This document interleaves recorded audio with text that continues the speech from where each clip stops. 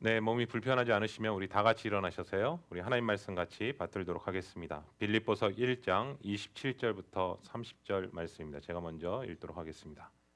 오직 너희는 그리스도의 복음에 합당하게 생활하라. 이는 내가 너희에게 가보나 떠나 있으나 너희가 한 마음으로 서서 한 뜻으로 복음의 신앙을 위하여 협력하는 것과 무슨 일이든지 대적하는 자들 때문에 두려워하지 아니하는 이 일을 듣고자 함이라. 이것이 그들에게는 멸망의 증거요 너희에게는 구원의 증거니 이는 하나님께로부터 난 것이라. 그리스도를 위하여 너희에게 은혜를 주신 것은 다만 그를 믿을 뿐 아니라 또한 그를 위하여 고난도 받게 하려 하심이라. 너희에게도 그와 같은 싸움이 있으니 너희가 내 안에서 본 바요 이제도 내 안에서 듣는 바니라. 아멘. 아멘. 네, 자리에 앉아 주시기 바랍니다. 1950년대요. 미국 안에서 복음주의 목회자분 중에 한 분이었던 토조 목사님이 계십니다. 그 토조 목사님은 참 많은 책을 쓰셨거든요. 근데 그 책을 읽다 보면 굉장히 핵심적인 내용을 이렇게 신앙생활 가운데서 우리의 겉사람의 모습으로 살아가는 것이 아니라 우리의 속 중심으로 예수 그리스도로 안에서 살아가는 부분을 참 많이 다룹니다. 근데 그 토조 목사님께서 1950년대에 미국 교회를 향해서 평가했던 그 부분들의 세 가지 평가를 하십니다. 첫 번째는 뭐냐면 믿는 자들이 성장하지 않고 어린아이로 머물러 있다.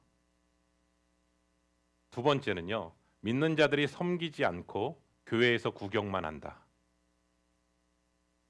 세 번째는 믿는 자들이 하나 되지 않고 다투고 분열한다. 이러한 교회의 모습이 1950년대 미국 교회에 있었던 모습이었는데 사실 오늘을 살아가고 있는 우리 한국 교회나 이민 교회나 지금 이 50년대 때 하셨던 그 메시지가 여전히 사실은 영향을 주고 있고 동일하다라는 생각을 하게 됩니다. 여러분, 왜 이 근본적인 이유가 변화되지 않을까라고 생각해 보니까 우리가 신앙생활하다 보면 가장 첫 번째는 하나님으로부터 받는 공급하시는 은혜가 있습니다. 하나님께서 전적으로 우리에게 부어주시는 그 은혜가 있습니다. 그런데 하나님께서는 우리에게 공급하시는 은혜에 머물게 하시기보다는 이제는 인도함을 받는 은혜로 나가기를 원합니다. 그러면 공급하는 은혜와 인도함의 은혜의 가장 큰 차이점이 무엇입니까? 라고 한다면 하나님의 말씀에 대한 순종입니다. 공급하시는 은혜 가운데서는 하나님께서 전적으로 나에게 부어주시기 때문에 그것에 대해 믿음으로 반응하고 나아간다면 인도하시는 은혜는 무엇이냐? 하나님의 그 약속의 말씀대로 인도함을 갖는 과정 가운데 우리에게 따르는 것이 있다면 순종입니다. 그러면 50년대나 오늘 살아가고 있는 2025년도나 사실은 많은 75년의 시간의 갭이 있음에도 불구하고 여전히 동일한 모습으로 우리가 신앙생활하고 있다는 것은 우리가 공급하시는 은혜에서만 계속해서 머물러 있는 것이 아닌가라는 생각을 오늘 토조 목사님을 통해서 한번 생각하게 되었습니다.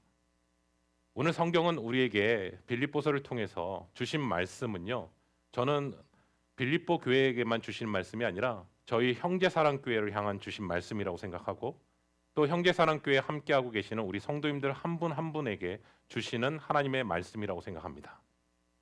그 말씀이 나의 삶 가운데 영향을 미치기 시작할 때 그 약속의 말씀 앞에 믿음으로 반응하게 되고 또 그 약속의 말씀을 붙잡고 순종으로 나아갈 때 주님 앞에 그 말씀이 나의 삶 가운데 깊이 영향을 미치게 될 때 우리의 신앙은 어린아이 신앙에서 머물러 있는 것이 아니라 정말 그리스도의 장성한 분량에 이르기까지 나아가는 우리 귀한 시간이 되기를 예수 그리스도의 이름으로 축원합니다. 지난주에 우리 사도 바울이요, 빌립보 교회 성도들에게서 뭐냐면 오직 그리스도의 복음에 합당하게 생활하라라는 그 말씀을 했습니다. 여러분, 이 약속의 말씀을 통해서 깨닫는 것은 입으로 전하는 그 고백으로 끝나는 것이 아니라 우리 삶의 모든 영역 가운데 미쳐야 된다라는 것을 나눴습니다. 즉 이렇게 표현했습니다. 천국 시민답게 생활하라. 그리스도의 대사로서 생활하라라는 그 부분들을 말씀을 통해서 얘기하거든요.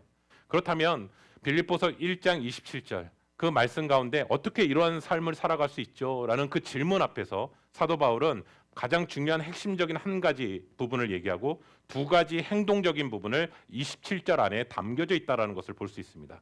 우리 볼까요? 빌립보서 1장 27절입니다. 오직 너희는 그리스도의 복음에 합당하게 생활하라. 이는 내가 너희에게 가보나 떠나 있으나 너희가 한 마음으로 서서 한 뜻으로 복음의 신앙을 위하여 협력하는 것과. 아멘. 아멘. 여러분, 오직 그리스도의 복음에 합당하게 생활하라라는 이 27절 말씀을 한번 깊이 한번 생각해 보면 가장 중요한 핵심적인 단어는 뭐냐면 복음의 신앙이라는 단어입니다. 여러분 그리스도인들에게 있어서 가장 중요한 것이 무엇입니까? 라고 한다면 복음을 믿는 믿음 아닐까요? 그렇죠? 그리고 성경은 우리에게 이렇게 증언하고 있습니다. 성경은 뭐라고 얘기하면 교회는 건물이 아니다. 교회는 좋은 프로그램도 아니다. 교회는 복음의 신앙을 가지고 있는 믿는 사람들의 모임이 바로 교회다. 아무리 교회에 좋은 건물이 있다 하더라도 좋은 프로그램이 있다 하더라도 그 교회에 구성하는 사람들이요. 세상 사람들과 별반 다를 게 없이 생각하거나 생활 양식을 가지고 살아간다면 그것은 하나님의 교회라고 부를 수 없다라는 것이죠. 여러분 세상적인 사고와 가치관과 판단으로 교회까지 끌고 들어와서 교회 안에서 그것을 오염시킨다면 과연 세상과 교회의 차이가 무엇이 있을까요? 건물이나 시설이 좀 부족하더라도요. 성도 수가 좀 적다 하더라도요. 복음의 신앙을 위한 모임이라면 하나님이 기뻐하시는 교회라는 사실을 오늘 성경은 우리에게 다시 한번 증언하고 있습니다. 교회가 세상과 아무 다를 바 없이 그냥 사교적인 모임이라면 하나님이 기뻐하시지 않는다라는 사실을 다시 한번 성경 앞에 서게 되는 것이죠. 그렇다고 우리가 교회가 세상 안에 있습니다. 분명히. 그러나 세상과 구별된 모습으로 나아가고 있다는 사실입니다. 그래서 그 차이는 뭐냐? 복음을 위한 신앙을 하고 있는가? 복음의 신앙과 상관없이 신앙생활을 하고 있는가? 라는 그 질문을 사도 바울을 통해서 빌립보 교회 성도뿐만 아니라 저와 우리 귀한 성도님들에게도 동일하게 질문하고 있다는 것이죠. 여러분 교회는요. 하나님만이 주실 수 있는 웃음이 있습니다. 교회는요. 하나님만이 주실 수 있는 기쁨이 있습니다. 교회는요. 하나님만이 주시는 감동이 있습니다. 교회는요. 하나님만이 주시는 눈물이 있습니다. 복음 신앙생활하는 가운데 우리가 정말 신앙생활하는 가운데 기쁨도 있고요. 눈물도 있고요. 때로는 감동도 있고요. 흥분이 있어요. 그렇다면 이 땅 가운데 그것이 무엇일까? 그게 예배입니다. 그리고 그것이 바로 이 땅 가운데 교회가 존재해야 될 목적입니다. 여러분 이 복음의 신앙을 갖기 위해 여러분이 이 자리에 모인 거예요. 다른 어떤 목적이 아니라 그러한 목적으로 이 자리에 모인 거라고요.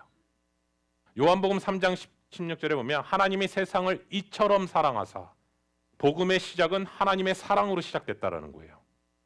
또 하나는요. 로마서 3장 23절에 보면 모든 사람이 죄를 범하였음에 하나님의 영광에 이르지 못하였다. 그리고 또 하나는 뭐라고 얘기했냐면 죄의 삭은 사망이다. 그렇기 때문에 그 사망으로 인해서 예수 그리스도께서 이 땅에 오심으로 말미암아 십자가에 대속해서 죽으심으로 말미암아 사망이 더 이상 우리의 삶 가운데 영향을 미치지 않게 되고 그 예수 그리스도께서 부활하심으로 말미암아 죽음으로 이 땅이 끝나는 것이 아니다라는 것을 우리가 성경을 통해서 다시 한번 얘기하는 것이죠. 근데 이 사건에 대해서 선포하셨어요.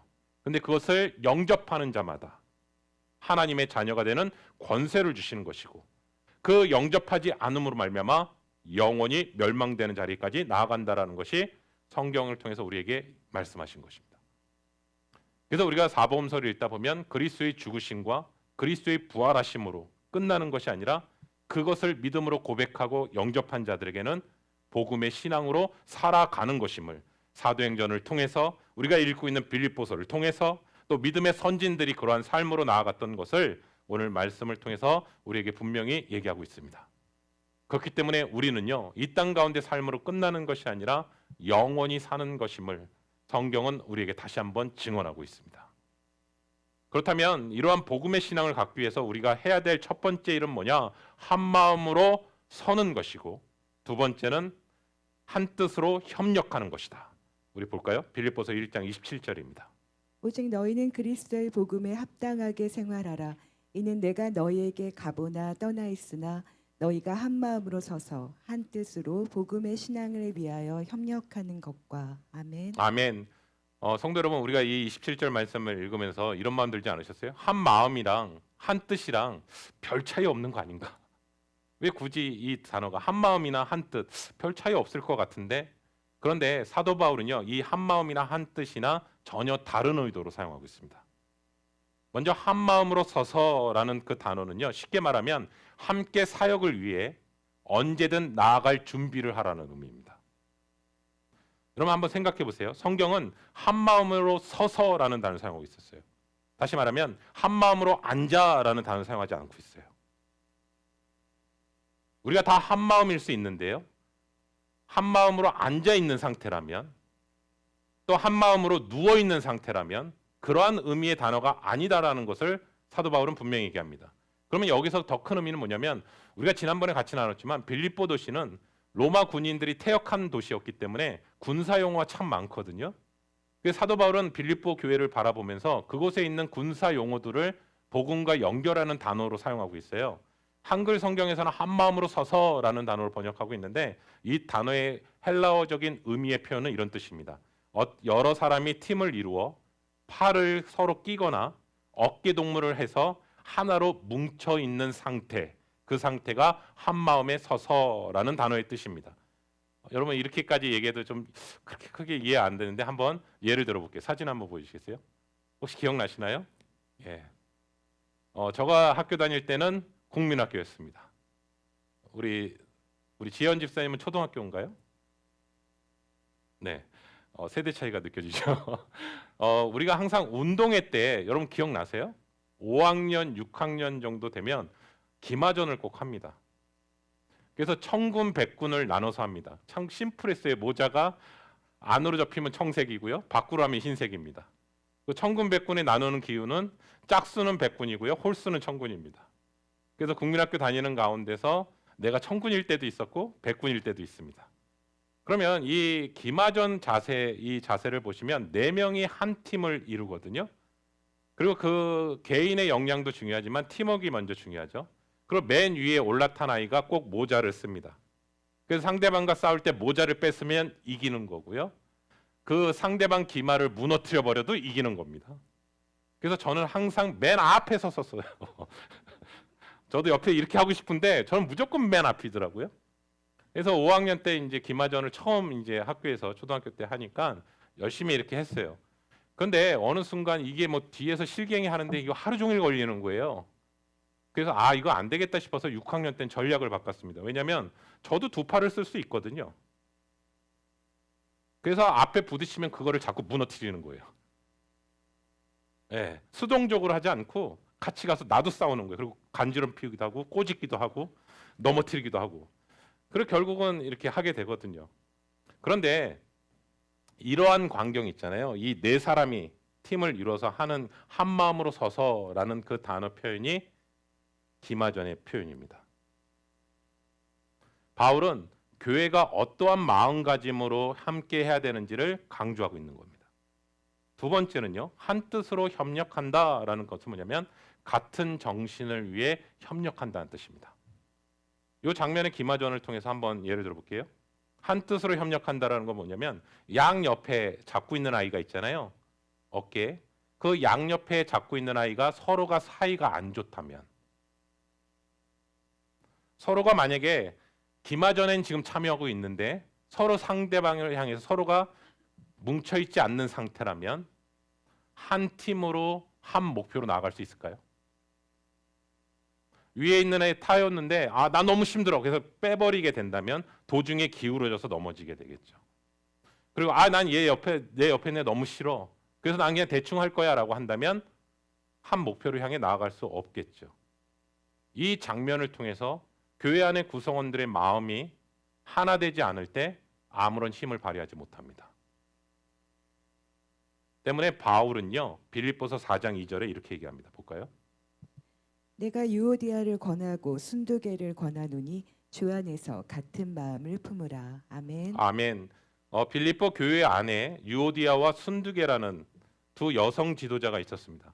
아마 굉장히 교회 일에 대해서 헌신적이고 열심을 했던 두 여인이었던 것 같아요.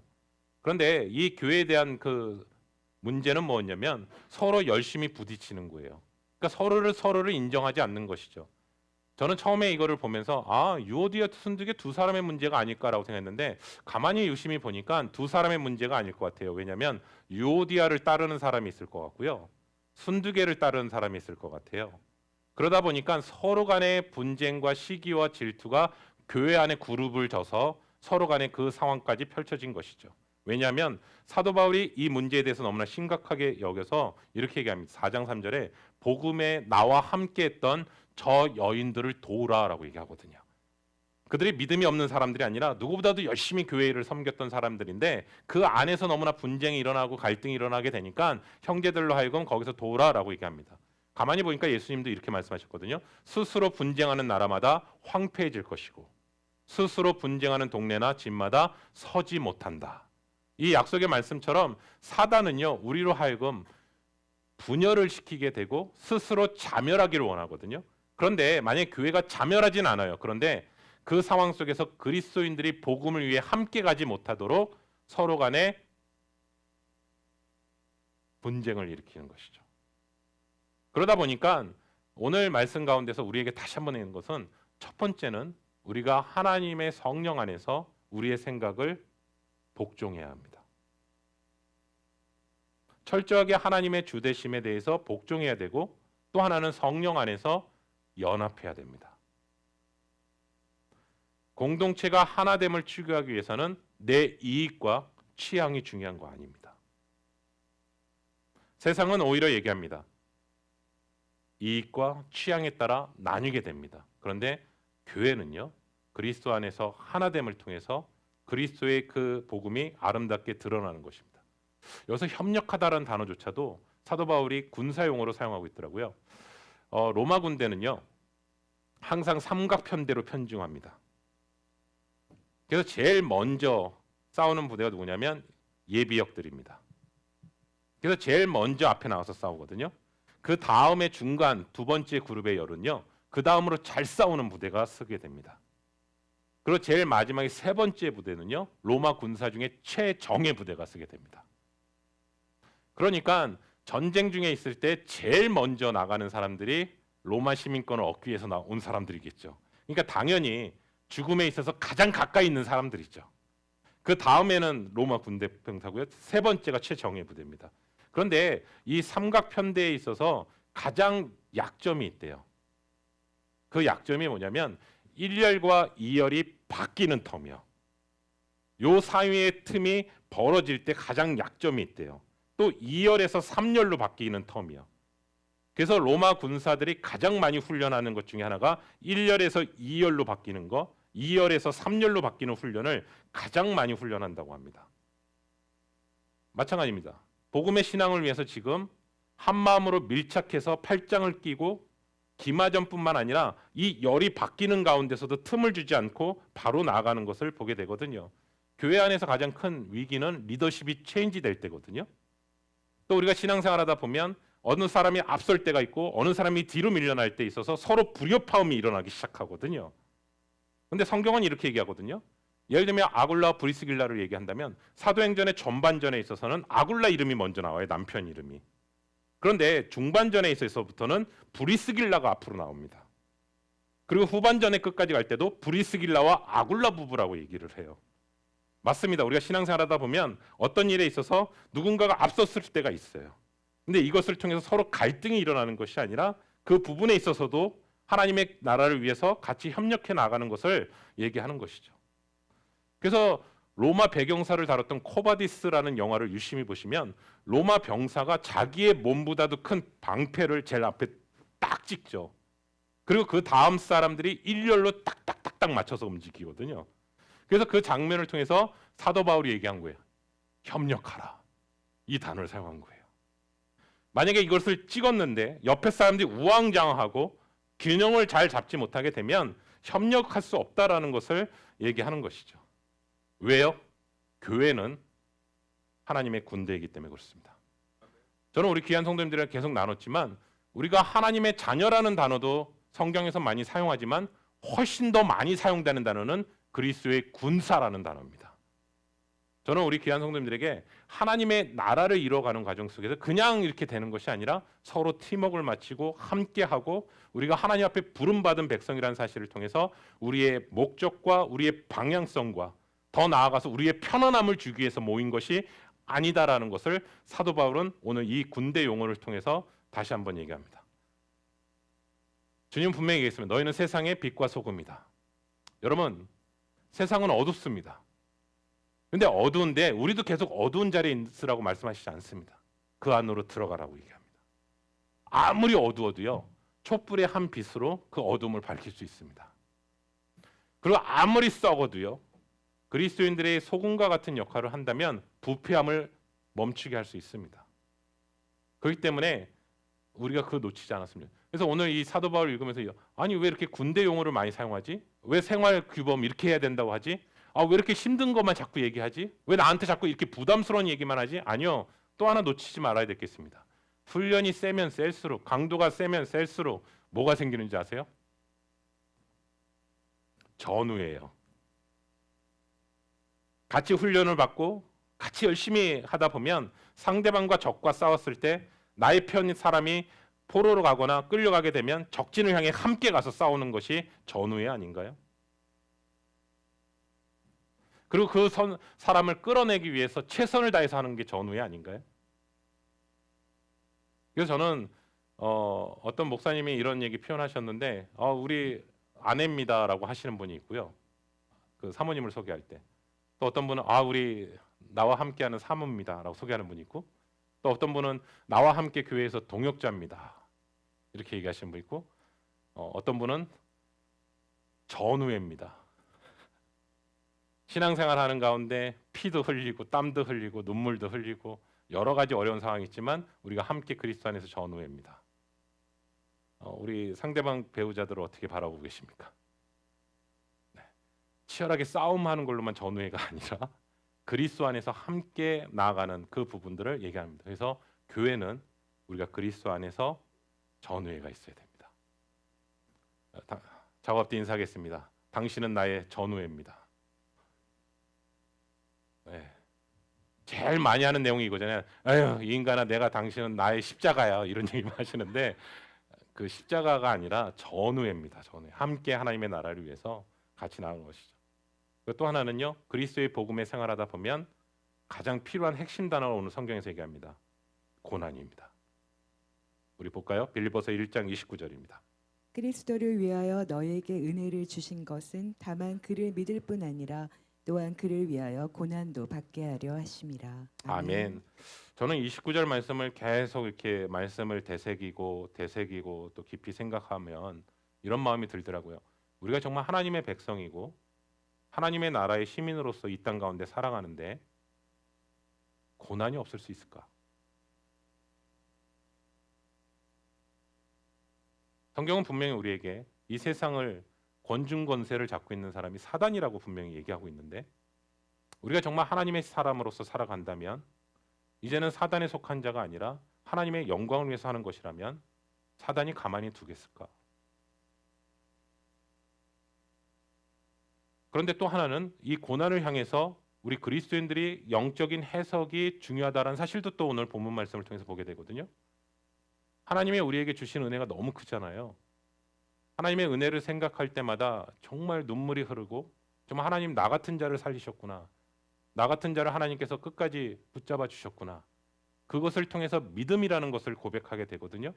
근데 그 은혜는 하나님을 알게 되는 그 믿음으로 끝나는 것이 아니라 고난도 넉넉히 이겨낼 수 있는 은혜다라고 얘기하는 거예요. 근데 우리는 은혜가 한쪽 면만 자꾸 생각하는데 그 고난도 이겨낼 수 있는 것이 은혜다. 여러분 누구든요. 여기서 한번 질문할게요. 예수님 믿고 나서 고난이 없으신 분 계세요? 예수 믿기 전에도 고난이 있었어요? 어려움이 있었어요? 근데 예수 믿고 나서의 고난은 어떤 거냐면요. 예수님 때문에 생기는 고난이에요. 나의 욕망 때문에 생기는 고난 말고요. 예수님 때문에 아픔이 있고요. 예수님 때문에 상처가 있고요. 예수님 때문에 고난이 있거든요. 근데 그 고난에 대해서 어떠한 자세로 반응하고 있는가 내가. 지금 내가 예수님 때문에 고난받는 거에 대해서 내가 어떻게 지금 반응하고 있는가가 복음에 합당한 신앙생활하고 있는 거를 알 수 있는 지표입니다. 고난에는 성경은 이렇게 얘기합니다. 다음과 같은 유익이 있다고 합니다. 첫 번째는요. 세상이 주는 위로에서 눈을 돌려 하나님의 위로를 봅니다. 고난에 내가 속해 있지 않은데 하나님의 위로를 경험할 수는 없습니다. 그리고요. 하나님의 위로를 정말 받아본 사람은요. 고통 가운데 있는 사람을 위로하게 됩니다. 정말 상처를 입은 사람만이 그 상처를 하나님 안에서 치유를 경험한 사람만이 상처 입은 사람의 치유자가 됩니다. 또 하나는 우리가 잘 아는 성경에서 보면 몰약이라는 단어를 사용하잖아요. 몰약. 몰약은 뭐냐면요. 나무에다가 스크래치를 내는 겁니다. 칼로. 그러면 그 나무에서요. 진물이 흘러나오게 됩니다. 그러면 그것을 담아내는 게 몰약이거든요. 근데 그 몰약은 어디에 사용하게 되냐면 향도 너무 좋아요. 약재로 사용하게 되고 방부제로 쓰이게 됩니다. 그리스도로 인한 스크래치가 나게 되면 그것을 통해서 아픔으로 끝나는 게 아니라 다른 사람들을 치유와 회복하는데 예수 그리스도의 그 향기가 흘러가게 된다는 것이죠. 두 번째, 고난은 뭐냐? 껍데기 신자를 드러냅니다. 우리가 다 이렇게 있을 땐 모릅니다. 그런데 그리스도로 인한 고난이 찾아오게 되면 가짜 신앙이 드러난다는 뜻입니다. 그럼 역으로 얘기하면요. 진짜 신앙도 드러납니다. 세 번째, 고난은 또 어떤 의미가 있는가? 인내하는 자들의 믿음을 견고하게 합니다. 고난이 있어야 인내를 배우게 되고 인내를 통해서 믿음이 깊어집니다. 사랑하는 성도 여러분, 저는 우리 귀한 성도님들에게 거룩한 부담을 드립니다. 예수로 인한 고난이 있기를 소원합니다.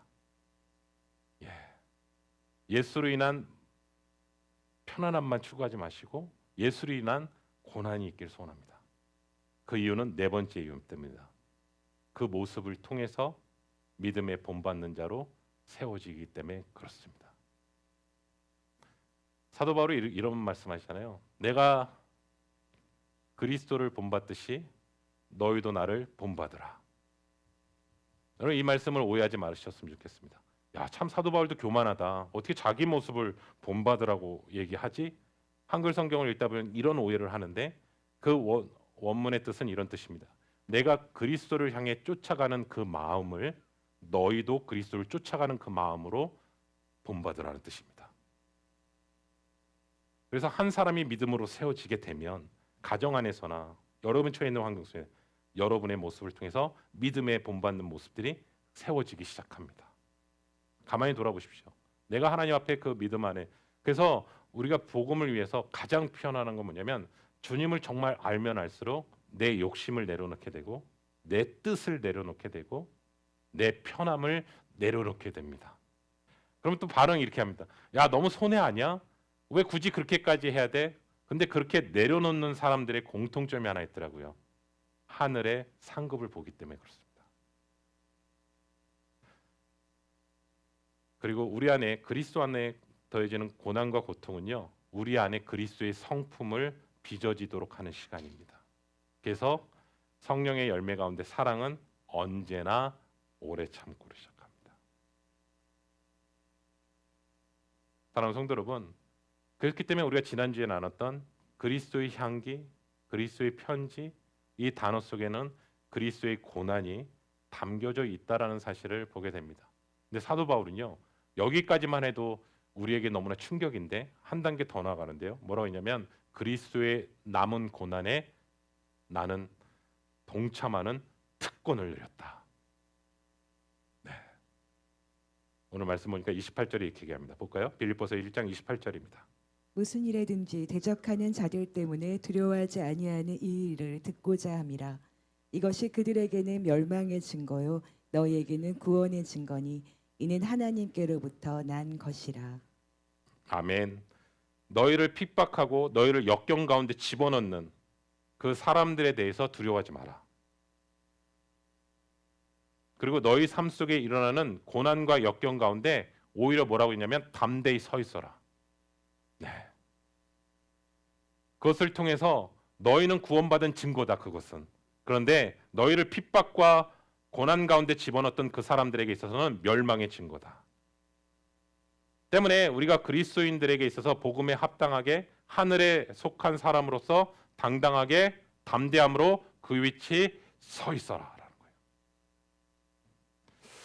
여러분 예수님은 제자들에게 이렇게 말씀하시는데요. 세상에서는 너희가 환난을 당하나 담대하라. 여기까지가 끝나는 게 아니라 내가 세상을 이기었노라. 요한복음 16장 33절에 말씀하신 것처럼 다시 한번 복음 안에 확실하게 서 있는 것은 뭐냐면 우리에게 어떤 마음을 주신다고요? 담대하며. 세상 사람들이 보기에는 이럴 거죠. 아니 도대체 뭐 믿는 게 있는가 봐. 어떻게 기쁠 수 있지? 내가 당신 상황이면 도저히 그럴 수 없을 것 같은데. 근데 당신 도대체 뭐 때문이지? 그리스도께서 주시는 평안함과 담대함이 있기 때문에 그 자리에 서 있는 것이죠. 저는 우리 귀한 성도님 오늘 말씀을 통해서 계속해서 한 단계 합니다. 어린아이들은요 조금만 아파도 엄청 아픈 것처럼 난리를 쳐요. 근데 어른들은요 웬만해서는 아프다는 얘기도 안 합니다. 그렇죠?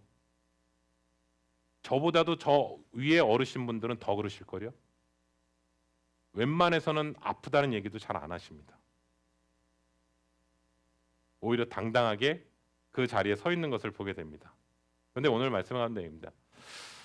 여러분 가운데서 신앙생활 하는데 지금 영적 싸움이 있으세요? 지금 내가 영적으로 긴장하지 않으면 정말 이 일을 행할 수 없는 그러한 긴급한 그 마음들이 있다면 저는 우리 귀한 성도님들에게 도전합니다. 위로드립니다. 그게 구원의 증거입니다. 내 안에 지금 영적 싸움이 일어나고 있고 내가 이 자리에서 너무 머물면 안 돼. 내가 이 자리에서 주저앉으면 안 돼. 나는 그 스트러글이 계속해서 일어나고 있다면 여러분에게 담대하게 선포하는 것 그것이 구원의 증거입니다. 고난과 영적 싸움에 통해서 구원에 이르는 것은 절대적으로는 아니지만 우리가 바른 신앙을 생활을 할 때 우리가 그리스도 안에 속하려고 나아갈 때 우리 안에 영적인 고난과 싸움은 반드시 있다라는 것입니다. 그리스도를 위해 살지 않잖아요. 고난은 없습니다. 복음과 그리스도 안에서 살아가기 때문에 고난과 역경과 어려움이 있는 것입니다. 우리가 잘 아는 야고보서는 또 한 단계 더 나갑니다. 그러니까 제가 성경을 읽다 보면 여기까지 멈췄으면 좋겠는데 읽다 보면 더 한 단계 나가요. 야고보사도요. 뭐라고 얘기냐면 1장 2절 4절에는 뭐라고 하냐면 너희가 고난을 만날 때마다 온전히 기쁘게 여기라라고 얘기해요. 와, 제가 성경을 읽다 보면 저도 화가 날 때도 있어요. 여기까지가 내가 보기에는 한계인 것 같은데 그 한계를 뛰어넘어서 또 얘기해요. 뭐라고 하냐면 온전히 기쁘게 여기래요. 저만 또 흥분하는데 여러분 고난 가운데 있는데 막 기쁘세요? 안 기쁘시면서 왜 같이 동조를 안 해주세요? 왜 나에게만 맨날 이런 어려움이 있냐고 그러지 않으세요? 이젠 좀 하나님 좀 죄 문제 좀 해결해 주셔야 되는 거 아니에요? 라고 할 때가 있는데 오히려 지금 야고보 사도는 뭐냐면 온전히 기쁘게 여기래요. 나에게 또 고난을 주셔서 감사합니다. 이 고난을 통해서 하나님 앞에 온전히 기쁘게 하여 주셔서 감사합니다. 그런데 더 뭐라 하냐면 담대함을 뛰어넘은 거거든요. 그리고 그 고난을 향해서 뭐라 하냐면 순수한 기쁨으로 여기라는 거예요. 왜냐하면 그 모습을 통해서요. 세상 사람들이 여러분의 모습을 읽거든요. 여러분 우리는 말로 전도하는 것에 익숙해져 있어요. 예수 그리스도의 복음만 전하면 사람들이 돌아올 거야. 복음만 내용만 잘 전하면 돌아올 거야. 물론 그렇게 예정하시는 사람들도 있겠죠. 그런데 대부분은요. 우리가 고난당할 때 우리가 하나님 앞에 어떻게 서 있는가 그 모습을 보고 복음이 전해집니다. 그래서 우리가 커바디스 영화에 보시면 많은 초대 그리스도인들이 사자밥이 되는 상황 속에서도 앞에 나가면서 찬양하고 나가는 거예요. 그때 로마 황제가 이런 얘기를 합니다. 도대체 제 사람들은 뭐냐는 거죠. 아니 어떻게 저런 상황에서 찬양을 할 수 있냐는 거예요. 저들은 죽음이 두렵지 않은가 보지? 도대체 뭐냐고. 근데 그거 아세요? 로마가 복음이 된 이유는 초대 그리스도인들이 복음을 전했을 때보다 순교의 자리에서 그들이 죽음을 어떻게 맞이하는가 그 모습이 영향을 줬다라는 거예요.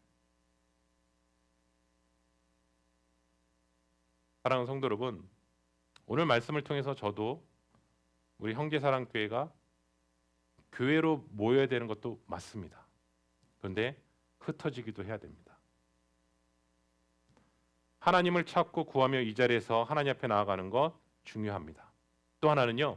하나님 안에서 우리 몸된 교회 안에서 서로 섬기고 사랑하고 세워져 나가는 한 마음과 한 뜻으로 나아가는 것도 중요합니다. 근데 그 마음이 점점 풍성해지면 오늘 같이 나눈 것처럼 전후회까지 나아가게 됩니다. 그런데 여기서 끝나면 안 된다라는 거예요. 왜냐하면 교회는요 피난처이기도 합니다. 도피처이기도 합니다. 그런데 피난처와 도피처는 계속 머무는 장소는 아닙니다. 잠시 머무는 자리입니다. 다시 회복하면 세상을 향해 나가셔야 됩니다. 그래서 우리가 그리스도의 대사로서 그리스도의 향기를 품어 나아가는 것입니다.